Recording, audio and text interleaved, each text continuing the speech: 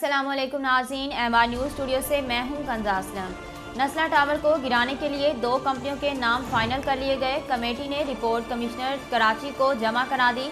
Commissioner Karachi अखराजात, मुद्दत और महफूज तरीक़ाकार देखकर फैसला करेंगे। तफसीलात के मुताबिक नस्ला टावर को गिराने से मुतल्लिक कमेटी ने रिपोर्ट कमिश्नर कराची को जमा करा दी। ज़राए ज़िलई इंतज़ामिया का कहना है कि रिपोर्ट में 2 कंपनियों को फाइनल किया गया है। एक कंपनी रवायती और दूसरी कंट्रोल ब्लास्ट से इमारत गिरा सकती है।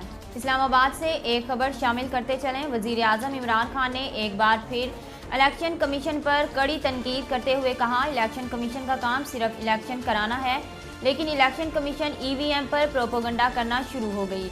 कल जो हम करने जा रहे हैं, अरकान इसे जहाद समझे। तफसीलात के मुताबिक वज़ीर आज़म इमरान खान की जानिब से PTI और इत्तेहादी जमातों के अरकान का एहतमाम किया गया। तहरीक इंसाफ और इत्तेहादी जमातों के MNAs भी शरीक हुए।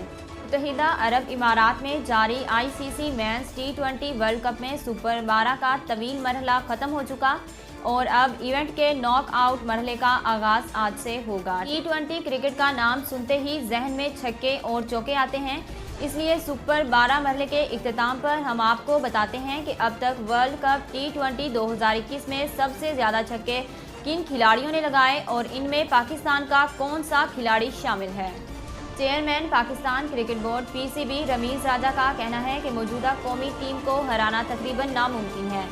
पाकिस्तानी टीम के नाम अपने वीडियो पैगाम में रमीज़ राजा ने कहा कि पाकिस्तानी टीम के बारे में कहा जाता है कि ये एक गैर मुस्तकिल मिजाज टीम है। एक मैच जीतती है तो 2 हार जाती है और 2 जीतती है तो 3 हार जाती है, लेकिन वर्ल्ड कप में मुसलसल 5 मैचेस जीतकर गैर मुस्तकिल मिजाजी का टारगेट उतारना एक बहुत बड़ा मार्का है। कराची से एक खबर शामिल करते चले। मलीर कोर्ट में पेशी पर आए मुलजिम ने मुबैना तौर पर खुदकुशी की कोशिश की।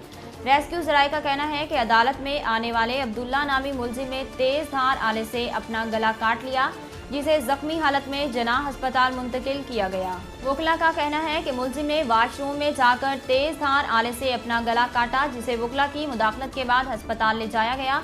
पुलिस के मुताबिक मुलजिम अब्दुल्ला को शाह लतीफ़ थाने से रिमांड के लिए अदालत लाया गया। नाज़रीन, अब तक के लिए इतना ही। मज़ीद खबरों और तफसीलात के लिए देखते रहिए MR न्यूज़।